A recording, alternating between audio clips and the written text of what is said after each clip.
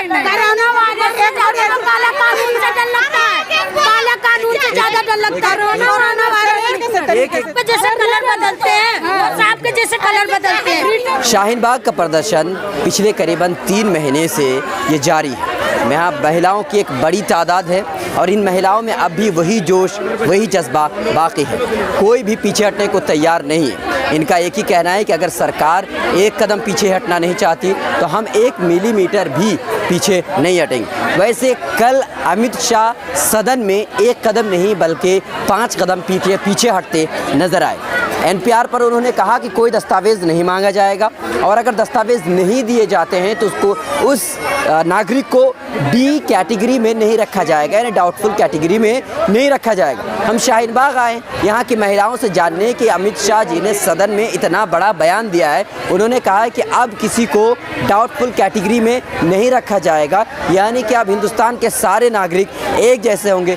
तो शाहीन बाग की महिलाएं क्या सोचती हैं? अमित शाह जी इससे पहले ये कह रहे थे कि हम 1 कदम पीछे नहीं हटेंगे, लेकिन अब राज्यसभा में इतना बड़ा बयान उन्होंने दिया है। आपको क्या लगता है कि आप क्यों सोचते हो कि बयान बड़ा है? एनपीआर में कभी भी ना तो कागज मांगे जाने थे, ना किसी को डी घोषित करना था। कानून ही नहीं है ना ये। एनपीआर तो सिर्फ रिकॉर्डिंग है, वो डेटा बनाता है, आधार बनाता है जिसके ऊपर एनआरसी होगी। एनआरसी का प्रक्रिया में फर्स्ट स्टेप इज कि डी वोटर घोषित होता है और उससे कागज मांगे जाते हैं, वेरिफिकेशन प्रोसेस स्टार्ट होती है। तो एनपीआर में तो कभी भी नहीं होना चाहिए। तो ये नई बात क्या है, मुझे नहीं समझ आ रही है। क्या कह रहे हैं? एनपीआर में 8 पॉइंट्स जो 2010 के मुकाबले में 8 पॉइंट जोड़े गए थे, तो वो ये कह रहे हैं कि अब जो है जो डाउटफुल कैटेगरी है उसमें किसी नागरिक को नहीं रखा भैया सुनो सही, एनपीआर में कोई भी नागरिक डाउटफुल नहीं हो सकता। वो सिर्फ एक फॉर्म है जिसमें आप आंसर भरते हैं, ठीक है।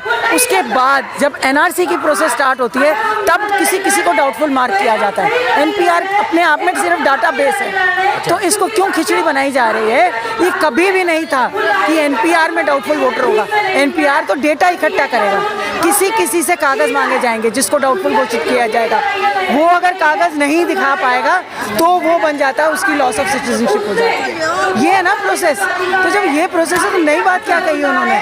पुरानी बात ही कही है, पुरानी बात ही कही है। तो प्रॉब्लम इज दिस कि अगर आपको एनआरसी नहीं करनी है तो आप एनपीआर क्यों कर रहे हैं? आप सेंसस करिए। आपके कहने का मतलब यह है कि अगर आपके दिल में एनआरसी के बारे में कुछ भी नहीं है तो एनपीआर भी हटा दिया जाए। जरूरत ही नहीं है ना। नेक्स्ट ईयर सेंसस होनी है ना, तो सेंसस में तो सारी डेटा आ जाएगी जो कि जनता की डेटा है। भाई आपने कैसे गैस देना है, आपने राशन कार्ड किसको देना है, आपने सोशो इकोनॉमिक स्टेटस किसका क्या है, कौन किस प्रोफेशन में है, क्या परसेंटेज ऑफ जनता रूरल है, कितनी अर्बन है, अर्बन में कितनी एम्प्लॉयड है, कितनी अनएम्प्लॉयड है, रूरल में कितनी पेजेंट्री है, कितनी बेरोजगार है, कितना कैजुअल लेबर है। ये सारा डेटा ये तो सेंसस से निकल के आता है। तो एनपीआर के डेटा आप किस चीज़ के लिए कोट करते हैं? आप बताइए ना।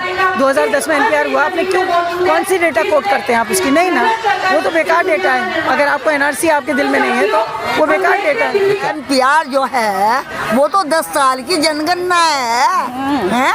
उसमें क्या कागज मांगेगा हमारे से? सीए एनआरसी वापस ले और हमें लिख के दे। नहीं, बात कही जा रही थी कि एनपीआर जो है एनआरसी का पहला कदम है। नहीं अब ये एनपीआर नहीं पहला कदम जो सीए एनआरसी का है, एनपीआर का नहीं है। नहीं, मतलब ये बात कही जा रही थी कि एनआरसी से पहले एनपीआर कराएगा और एनपीआर जो है एनआरसी का पहला कदम। अब तो पीछे हट गया सरकार, एनआरपी खत्म करने के बाद कह रहे हैं। मेरी बात तो सुनो, हम तो तीनों चीज को हमें लिख के दे, उसका इत्मीनान क्या है? वो तो झूठ पे झूठ बोल लो जा, झूठ पे झूठ बोल लो जाओगे, 1 साल के बाद फिर कह देगा मैं तो ला रहा। अच्छा। उसका इत्मीनान कुछ नहीं है। मतलब आपको भरोसा नहीं? नहीं, हमें भरोसा ही नहीं है। जो शाहीन बाग का प्रदर्शन है इसे आम आदमी पार्टी दूसरी जगह शिफ्ट करना चाह रही है। नहीं, हम तो नहीं करते, हम नहीं करने के ना हम आपकी, हम किसी की नहीं सुनते, ना हम आज पार्टी की सुने, ना हम बीजेपी की सुने, हम तो यही बैठते रहेंगे। आम आदमी पार्टी ने मुझे यहाँ शिफ्ट कराया था, जो चाहेंगे उनके हुकूमत में हम लोग क्या कर रहे हैं? वो आए सत्ता में तो क्या क्या कहा, ये या यहाँ जहाँ इतना मारा कटा जला वहाँ गए, वो वहाँ उनको पहले जाना चाहिए था ना, वहाँ देखना चाहिए था ना। यहाँ है, हम लोग 3 महीना से यहाँ है, हम किसी का मालिक नहीं है। 3 महीना से यहाँ इंसान बैठा हुआ है, तो यहाँ है।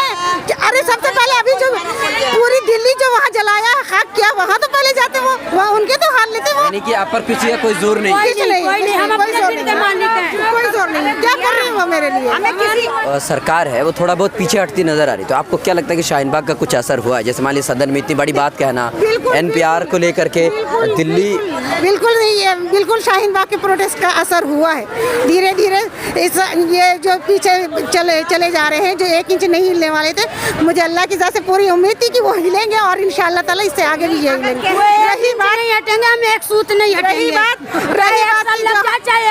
ये हमारे जो आप हमारे ये दिल्ली के ये मुख्यमंत्री के बारे में कह रहे हैं कि वो आएंगे तो हटा देंगे, वो शिफ्ट कराना चाहेंगे, तो वो जिस चीज़ के लिए हम बैठे हैं वो हटेगा तभी हटेंगे। वो अब ऊपर वाला भी आ जाएगा ना तो हम लोग हटने वाले नहीं हैं। वो लिख के दे कि हम काला कानून वापस ले रहे हैं तभी हम हटेंगे, ऐसे नहीं हटेंगे। काला कानून 3 है, कौन कौन सा आप किससे बारे में? तीनों एक तो हट गया वैसे। वो तो सांप के जैसे कलर बदलते हैं, वो सांप के जैसे कलर बदलते हैं। मैं वापस लेता हूँ, ये जो है फिर हम लोग उठ जाएंगे। अच्छा एक बात बताइए, सरकार ने कोरोना वायरस को बहुत बड़ा मतलब वबा करार दिया, ठीक है, तो आपको डर नहीं लगता है कि कोरोना वायरस से ज्यादा काला कानून से डर लगता है, काला कानून से ज्यादा डर लगता है। कोरोना वायरस एक बोले तभी तो अल्लाह लिखा होगा मौत तो मर जाएंगे, हम उससे नहीं डरते। रुकिए नहीं भाई, जहाँ तक कोरोना वायरस की बात है, कोरोना वायरस से ज़्यादा खतरनाक मेरी सरकार हो गई है, मेरी सरकार हो गई है।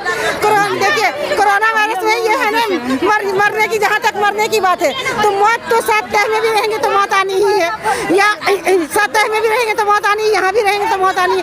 मौत के लिए डरता नहीं है, जब निकल पड़े मास्क लगा के रखे हैं नेचुरली वाला जो होता है।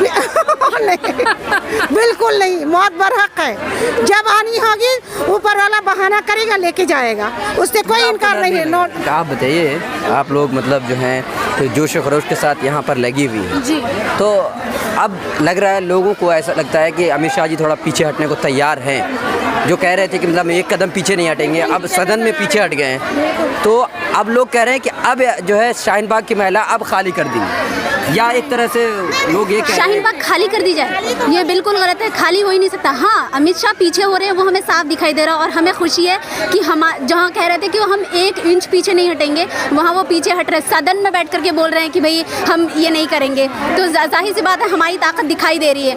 और जब हम यहाँ तक पहुँचे, बहुत दूर से लड़ाई करके आ रहे हैं और हम यहाँ तक पहुँचे, तो जाहिर है आगे तक जाएंगे और ये NRC और NPR और CA सब वापस लेना पड़ेगा। मतलब आपका कहना है तीनों कानून जब तक वापस नहीं होगा तब तक यहाँ पे औरतें पीछे नहीं हटने वाली है। और दूसरी बात मैं ये दोस्तों बिल्कुल साफ है कि अब जो सरकार पहले मतलब 1 कदम पीछे हटने को तैयार नज़र नहीं आ रही थी, अब ये इन महिलाओं की वजह से 1 कदम ही नहीं बल्कि पूरे 1 किलोमीटर पीछे हटने को अब तैयार नज़र आ रही है। सदन में अमित शाह का एक बहुत बड़ा बयान आया, उन्होंने ये भी कहा है कि मैं सदन में कह रहा हूँ और सदन में ये कह रहा हूँ कि किसी को डाउटफुल कैटेगरी में नहीं रखा जाएगा, ये बहुत बड़ी बात है। तो NPR को लेकर उन्होंने खुलासा कर दिया। अब CA NRC को लेकर ये महिलाएं बैठी हुई हैं, इनका तो कहना एक है कि जब तक NRC CA वापस नहीं होता है तब तक हम भी पीछे बिल्कुल नहीं हटेंगे। मिलत टाइम्स की वीडियोस देखने के लिए यहाँ क्लिक करके सब्सक्राइब करें और हाँ, बेल आइकन जरूर दबाएं। अगर फेसबुक पर देख रहे हैं तो पेज लाइक करें। ताज़ा तरीन खबरों और मज़ामीन के लिए विजिट करें हमारी वेबसाइट www.millettimes.com। हमारी ये वेबसाइट उर्दू, हिंदी, इंग्लिश तीनों लैंग्वेज में मौजूद है।